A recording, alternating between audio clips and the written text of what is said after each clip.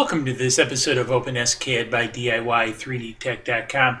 In this episode, I wanted to share this part with you guys that I whipped up from my Creality CR10. So I've been loving this printer. Got to tell you guys, having this larger format really hits the spot with regards to 3D printing.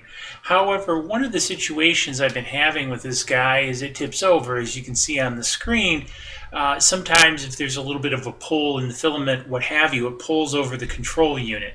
So what I decided to do was whip up these outriggers, if you will, to fit between the control box in this space, and then also have a little bit of a tool cup, if you will, to put tools in. Now, one thing you might notice since the video, when we watched the video being printed out, I did extend the spacer. I had a triangular spacer here, but even with the, as I move this around, even with the PLA, I was getting too much flexure right here, so I added this cross support here, which has done a pretty good job. Now, one of the things, I used 125 millimeters because this was about the average depth of the control unit or width of the control unit, however you want to look at it. But it does pinch. I mean, it is, not a precision product, if you will, from that aspect. So one of the things that these struts here, as I call them, are a little bit proud of the actual unit. And the way I've designed this is you can use felt pads to kind of shim this out to fit the box. So typically, if you put a felt pad, like you get for the feet of things like that, you can get them at all the big box stores. And then one over here actually snugs it up pretty good on the box itself. And again, because the felt will compress, you can take up that difference. The other piece, though, I added here is, the strut. Now, from a code perspective, one of the challenges that I had here, which was rather interesting, is normally everything I do is on center.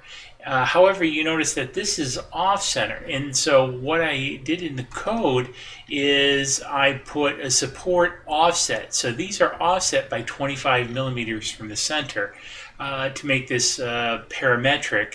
And so if I change this, obviously it changes around the center. And so this was kind of neat. So this is probably worthwhile stealing because I had to change my center by this offset over 25 millimeters or approximately an inch. It's not that much.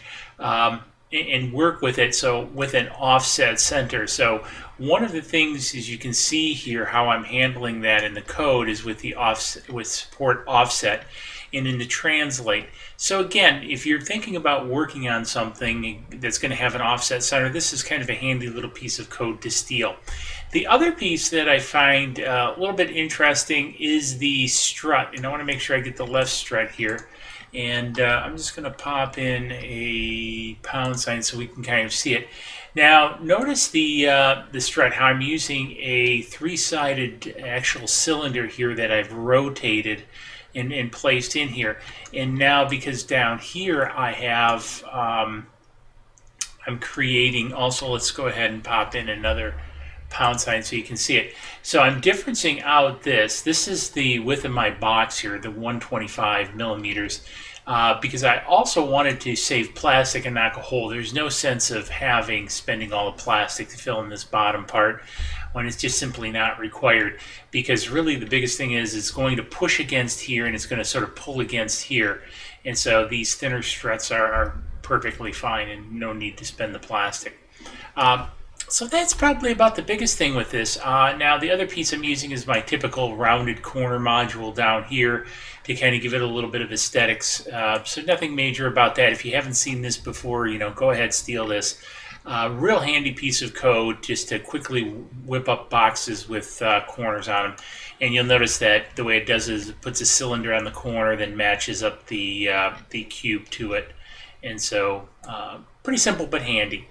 So anyways, tell you what, let's jump over and take a look at this guy printing out, and then we'll take a look at the finished product. How's that sound? All right, we'll see you back over at the printer.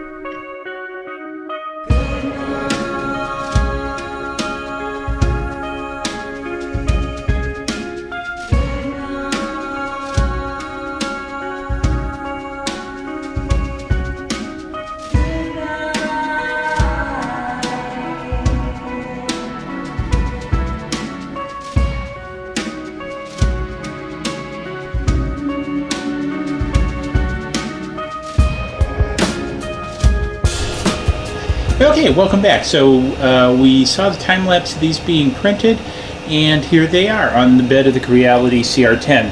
So tell you what, let's go ahead and put these on the machine and then take a look at how it all worked out.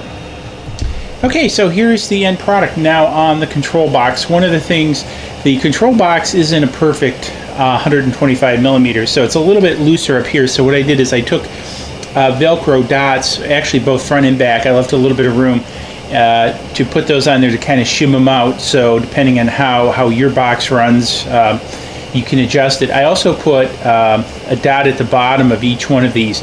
You could also put a rubber foot or something at the bottom of this too, to kind of hold this in place, because now you notice it really doesn't want to tip. I'm actually putting quite a bit of force on it, and it even will pull it sideways, but it won't tip over without a whole lot of effort. So hopefully that'll work to keep the tipping problem from happening. And by the time it reaches enough inertia to attempt to tip this, that's going to take a whole lot of force to do that. And so hopefully it'll pull whatever snag out of the coil.